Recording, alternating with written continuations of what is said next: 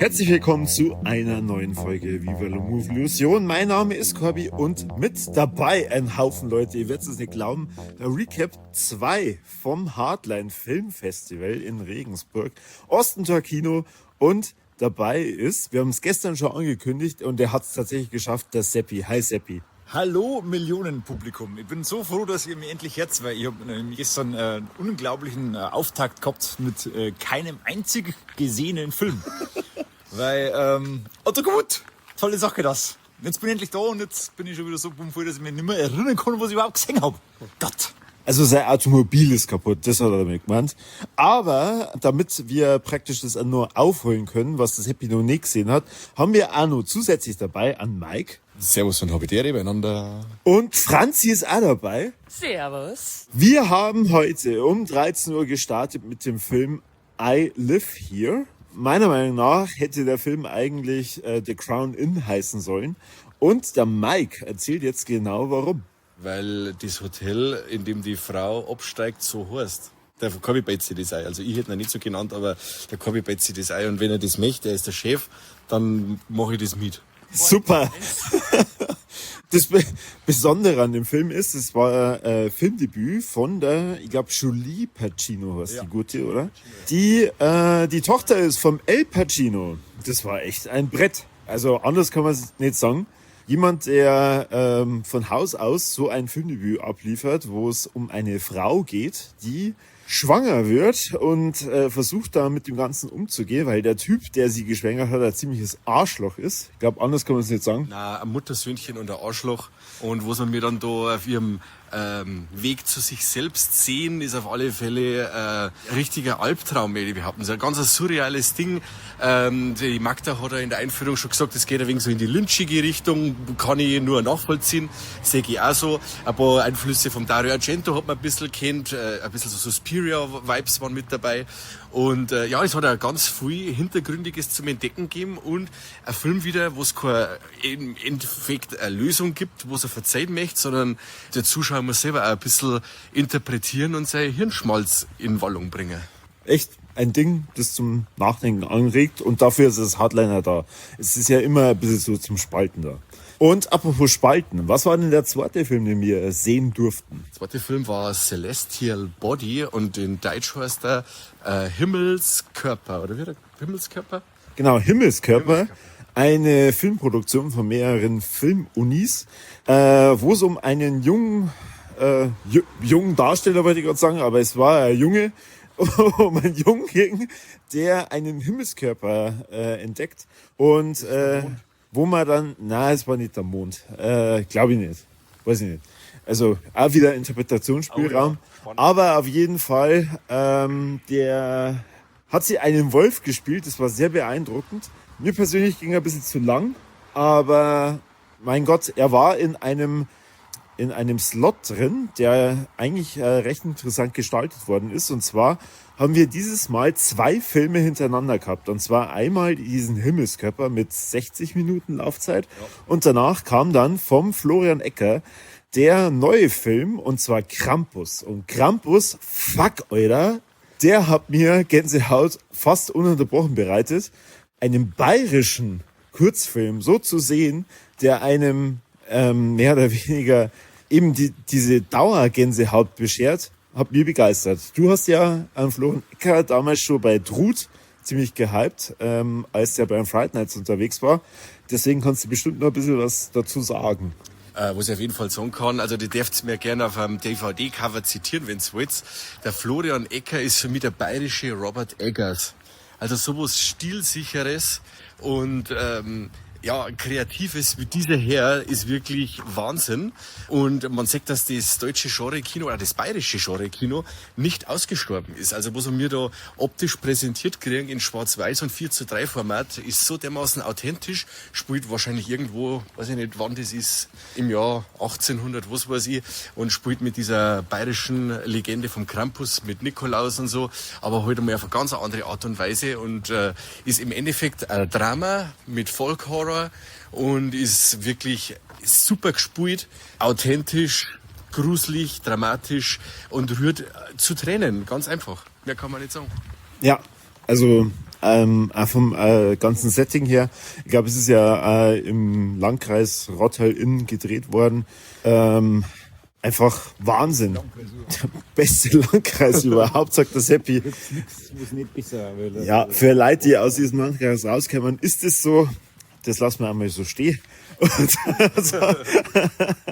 Aber an Florian Ecker werden wir am Morgen bei den Interviews dann fragen, ob der nicht bei uns in das Format Wer bist denn du reinkommen will. Also jetzt, Herz ist schon. Eigentlich bleibt mir nichts anderes mehr übrig. Wir haben das jetzt schon laut angekündigt und wenn er sich weigert, dann Staubt's. also anders geht's nicht. Ja, dann haben wir diesen tollen Kurzfilm oder diese beiden tollen Kurzfilme gesehen und dann ging's ja nahtlos weiter und ich glaube, da war dann der Seppi auch schon da, oder? Ja, der Seppi. tatsächlich war das dann mein erstes Stück in diesem Festival. Was war's denn für ein Stück? Strange Harvest, glaube ich, hat er geheißen, soweit ich mich erinnern kann. Und das ist, also, ja, es spaltet die Gemüter, also man muss auf alle Fälle Dokumentationsfan sein, Wie ich? wie unser geliebter Corby, und man muss auf alle Fälle True Crime Fan sein. Wie der Mike?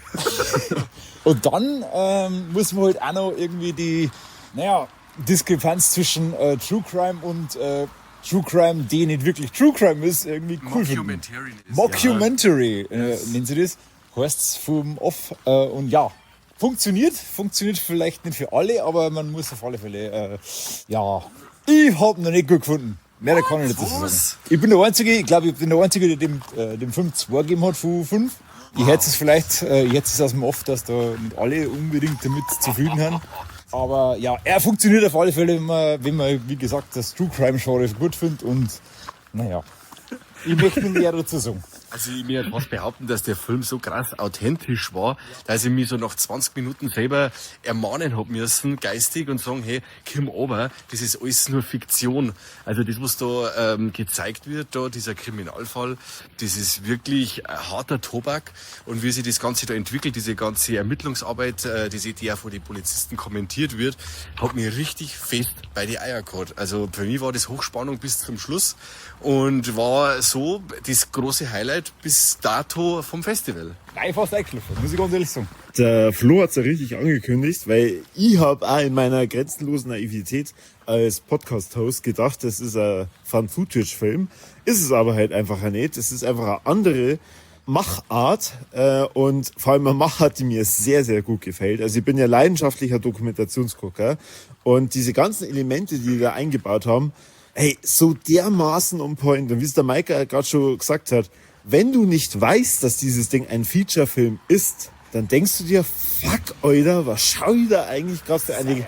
Ernst? Was schau ich da gerade? Ja, was schau ich da Habt ihr eigentlich? nicht gesehen, dass diese Bilder, die aus den 1990er Jahren gekommen haben, nicht ausgeschaut haben? Also hatten es wirklich echte Bilder. Total voll. Das war, ich sage ja, authentisch. Also ihr merkt es schon. Da gibt es auf jeden Fall noch weiter Diskussionsbedarf. Für die Recap-Folge würde das jetzt gerade das Ganze sprengen. Wir haben ja Gott sei Dank dann nochmal eine große finale Recap-Folge, wenn das ganze Hardliner vorbei ist.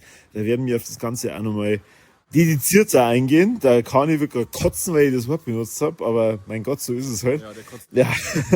Und danach ging es weiter mit unserem ersten Film von Director Spotlight. Und der Mike sagt jetzt, wer der Director Spotlight... Na, super. Na, Der Paul. ich glaube, er ist uns auch nicht beleidigt, wenn wir jetzt sagen, wir tun uns schon ein bisschen schwer, seinen Namen auszusprechen. Aber ja, der Paul, er hat sich mit Paul vorgestellt und ich sag weiterhin Paul zu ihm. Ja, wir werden nie rausbringen, wie er wirklich heißt. Vielleicht aber doch, wisst ihr es nicht, oder mir wissen wir es nicht. Und es müsst einfach dran bleiben. Vielleicht können wir es dann in unserer großen Recap-Folge richtig aussprechen. Er wird es selber machen. Also so wie jedes Jahr werden wir ihn auch interviewen. und sehr viel Spaß mit ihm haben, weil dieser Film, den wir da gesehen haben, Gauer oder auf Englisch dann The Night, war einfach richtig geil. Das ist sein neuestes Werk, es war Weltpremiere, glaube ich. Nicht Weltpremiere, es war Deutschlandpremiere. Und es war ein Episodenfilm, der um die, ich glaube, 18. Jahrhundert, 17. Jahrhundert, irgendwie sowas. Auf jeden Fall gab es noch nicht viel, keine Handys. Und ja, einfach geil. Hexengeschichten, Zaubergeschichten, Pfarrergeschichten, Lesbengeschichten, Frauen, die sie gegenseitig beglücken. Es war im Endeffekt baskische Folklore, die richtig märchenhaft umgesetzt worden ist, mit ganz starken Bildern, starke Schauspieler, mega tolle Effekte und einen One-Shot gegen Ende, der zieht dir die Schuhe aus. Der Film, ich möchte jetzt vorab schon spoilern, ich wollte es eigentlich nur sagen in unserer Recap-Folge, aber der hat alle 3 Ts, Freunde. Also der Film hat anders abgeliefert. Ja, und damit der Seppi einmal was Positives sagt, darf der das auch noch ein bisschen kommentieren. Ja, beste Film ever. Punkt. Super, danke Seppi. Sehr gern, sehr gern. Ich bin immer wieder für ladende Rezensionen zum Haben. Schreibt mir. Super, sehr schön. Also damit ist auch der zweite Tag fast vorbei, aber wir hatten ja auch noch den Short and Word Block Nummer 1. Und ich habe leider diesen Blog dieses Jahr verpasst. Dafür waren da Mike und die Franzi fleißig in diesem Blog und die können ein bisschen was dazu sagen. Was ich jetzt nicht mehr sagen kann, ist quasi der Titel von diesem ersten Kurzfilm. Reicht mir aber dann noch in der großen Recap-Folge. Auf jeden Fall war das cool, so mit Eltern, die mit einem recht schwierigen Säugling zum Kämpfer haben und sie da ein anderes Pärchen einladen, um mit denen das Leid zu teilen. Genau. Und dann, der war eigentlich recht gelungen, war nicht verkehrt, spanischer Film. Und dann haben wir gleich weitergegangen zum nächsten, der wo ich jetzt nicht mehr weiß, wie der geheißen hat. Dark Dilemma, danke Franzi. Dark Dilemma von unserem Christian Fernandes. der auch das Artwork vom Hardline immer macht. Und das war ein, ich hätte jetzt gesagt in meinem Bauerndeutsch, ist ein Zeichentrickfilm. Der so Neo-Noir-Touch gehabt hat und ganz viel Sprecher mit dabei gehabt hat, die eben lokal bei uns im Gai bekannt sind. Und das war eine sehr interessante Geschichte, war glaube ich auf 8 Minuten erledigt, war auch on point, war nicht zu lang, hat ein paar überraschende Elemente drin gehabt und ein sehr überraschendes, konsequentes Ende. Und das war's dann auch leider von mir mit den Kurzfilmen, weil, wie gesagt, das ist jetzt seit 1 im Kino und irgendwann ist dann der Kanal zu und ja, irgendwann ist es einmal vorbei mit Kassetten schauen. Ja, auf jeden Fall. Franzi hat nur weitergeschaut. Ich weiß leider auch nicht mehr den Titel von dem Film. Ich glaube, das war ein Franzos. Sehr spannend, besonders der Schluss. Ja, genau. Geschossen haben's. Geschossen hat. Diese Ja, Franzosen. da geht es um eine Frau, die hat einen Unfall gehabt. Du siehst eigentlich bloß die Pussy immer. Du siehst keine anderen Hauptdarsteller, großartig. Und die wird dann mit dieser, wie heißt denn das? Bahre transportiert von 2 Typen. Ich fahre mit ihr hinaus auf die Straße und sie sagt schon mal, ja, wo fahren wir hin, Alter? Ich will ins Krankenhaus. Und ja, passt schon, wir bringen die schon hier. Und dann werden sie die irgendwie entführen. Und schafft sie es irgendwie, dass über Siri Polizei anruft und sagt, hey, die Menge kidnappen wir, hilft's mir. Und ja, kommen die Bullen, Typen werden abgeschossen, Frau rollt davor, kommt der Auto und bam. Wird's zusammengefahren. Ja, und fertig. Wow, so kann's oft gehen. Ihr hört schon, wir haben alles Mögliche dabei. Ich hoffe, dass diese Beschreibung 1:1 so auch bei diesem Film landen wird. Und bam, das finde ich geil. Und boom. Ja, und boom wird's morgen auch wieder weitergehen. Morgen in der Früh werden wir nämlich die lieben Langfilmregisseure interviewen. Da freuen wir uns schon sehr drauf. Wir werden auch ein gemeinsames Feature aufnehmen mit unseren lieben Kollegen von Art or Trash Cinema Podcast. Genau, richtig. Und das wird super. Da freuen wir uns drauf. Der Corby, der tröpfelt schon wieder Kisslaster, weil er in diese zwei Spitzer total verliebt ist. Hört mal auf, das in unserem Podcast die ganze Ich finde Zeit. es so schön, dieses Hardline, das verbindet. Und das, wie gesagt, diese zwei Herren, die haben wir das ja eben zum ersten Mal persönlich kennengelernt, weil so im Austausch über Social Media sind wir ja schon länger. Und die zwei sind wirklich so herzliche Typen. Also jede Minute, die man mit denen verbringt, ist eine tolle Minute. Und der Mike wollte damit sagen, dass man dieses harte Herz von Corby endlich mal erreichen kann, dass da andere Leute da sind, wo der Corby sagt, boah, leck, die sind echt voll toll. Richtig, dass er quasi nicht nur immer Hunde toll findet, sondern auch mal andere Menschen, richtige Menschen. Das hat aber wirklich toll. Also von dem her, ich freue mich da schon drauf. Das wird super. Wir werden auf jeden Fall morgen dann wieder von uns hören lassen. Und ich glaube, meine lieben Kollegen werden jetzt nur mehr gemeinschaftlich hier in dieses Handy schreien, wie schön der Abend war und allen eine gute Nacht wünschen. Schön war's heute und wir freuen uns auf morgen. Danke, dass ihr wieder dabei wart bei unserem Recap und bleibt dran für mehr coole News vom Hardline Filmfestival.